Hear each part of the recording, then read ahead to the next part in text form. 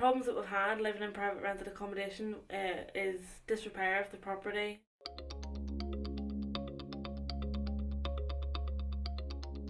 We've got mould, damp, pests. We actually had slugs in the kitchen. At first we tried to contact the landlord and we tried to be reasonable with him and let him know what the problem of the house were, but he did not cooperate, so we had to involve the council. Now we're in the process of trying to get it fixed, but this is 6 months on that we're still kind of trying to get everything sorted. Living in this accommodation has been horrible and difficult on my course, and obviously on my housemates' courses and stuff like that. You get annoyed with all the problems that's created, and it creates stress and you get frustrated and you just don't want to deal with anything else.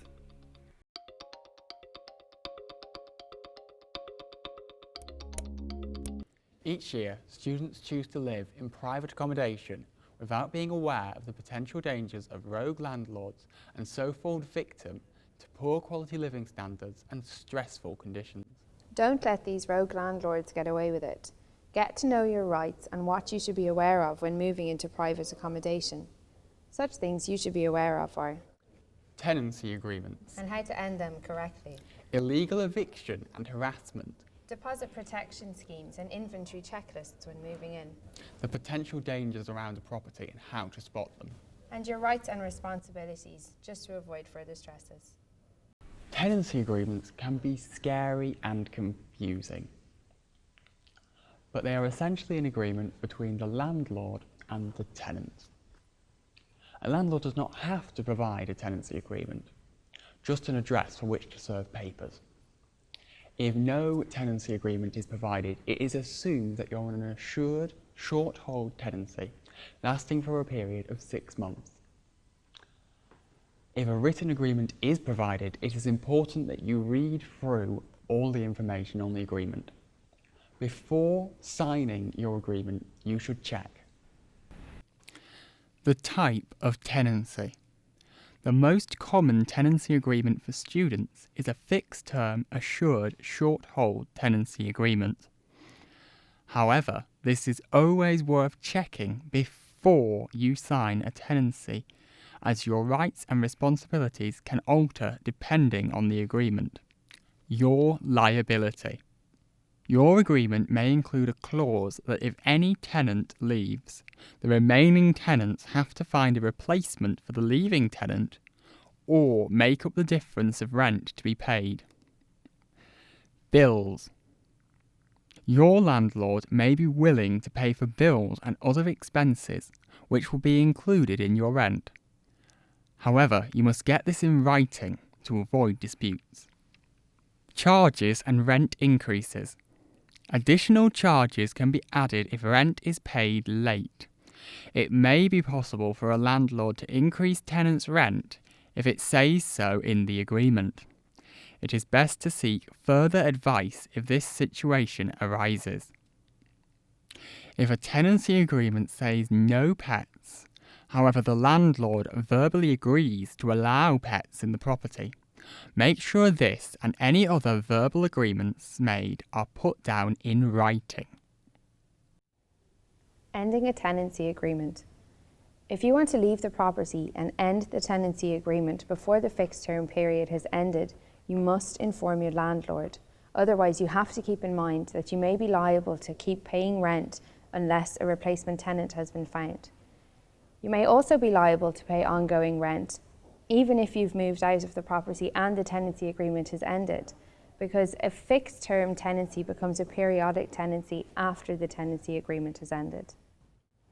To avoid this, you must provide your landlord with written notice that you are going to leave the property.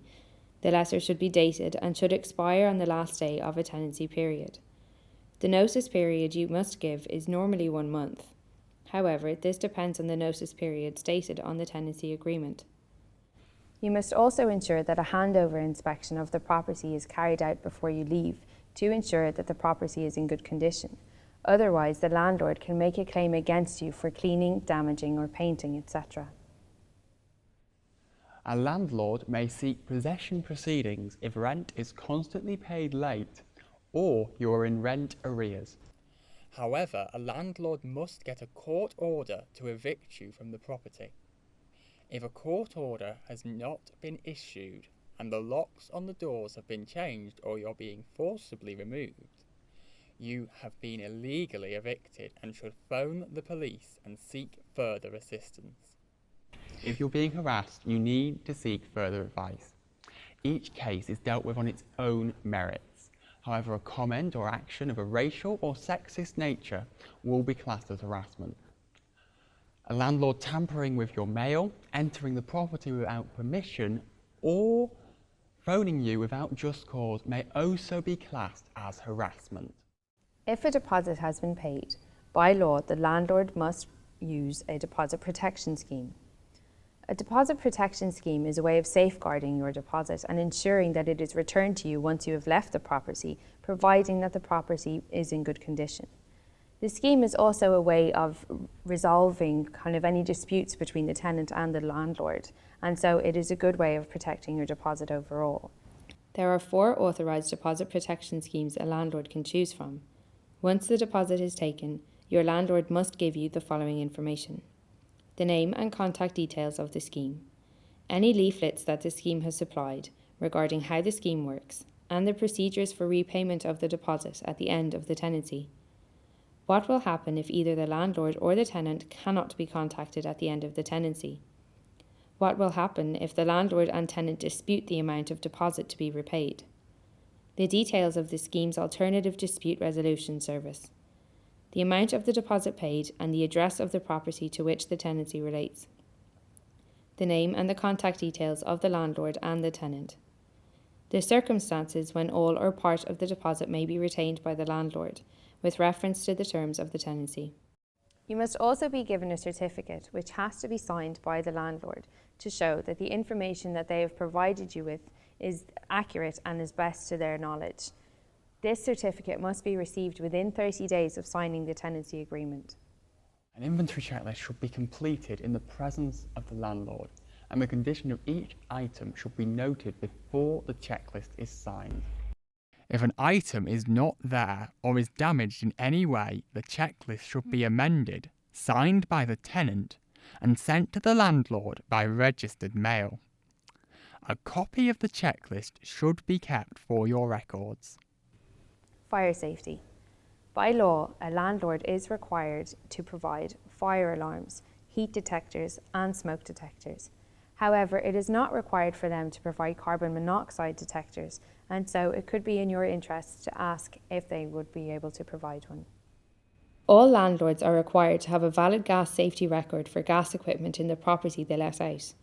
A gas safety check must be carried out every year by a gas safe registered engineer, and a copy of the record must be provided to the tenant. Your landlord is required by law to ensure that the electrical installations in the property are safe when your tenancy begins, and that they are in safe condition throughout the tenancy period. A good landlord should have an electrical inspection carried out by an electrician before a new tenant moves in. If your landlord has done this, they should let you have a copy of the inspection report. If you live in a house in multiple occupation, then your landlord must have the electrical installations of the property checked every 5 years. A periodic inspection report showing that the property continues to be electrically safe must be available. For more information on housing in multiple occupation and whether you are moving into or living in this type of accommodation, visit the shelter website. Energy performance certificates are given to rate how energy efficient a property is. They are almost always required, however, there are a few exceptions and do not need to be provided if a house is not self-contained. For example, if you live in a shared house and share a bathroom and kitchen with other tenants. A landlord should give you reasonable notice in writing before entering the property you are renting. Reasonable notice is usually 24 hours. If reasonable notice is not given, you are within your rights to deny the landlord access to the property. Disrepair is when the property has suffered deterioration regarding Section 11 in the Landlord and Tenants Act 1985. The landlord must maintain the structure and exterior of the property, including drains, gutters and external pipes. The installations in the property for the supply of water, gas, electricity and sanitation. The installation of space heating and water heating in the property. The landlord may have other repair obligations if stated in the tenancy agreement. It is not advised that you withhold rent even if the property is in a bad state of repair, as the landlord could issue possession proceedings due to rent arrears. Meaning you could be evicted from the property. If you refuse to pay rent, it is also possible for the landlord to pursue legal proceedings to redeem the rent you haven't paid. If you're thinking of living in private accommodation and want to find out more information, go to shelter.org.uk. Or if you're currently in a difficult situation with your landlord or with the property you are living in, visit your local Citizens Advice Bureau.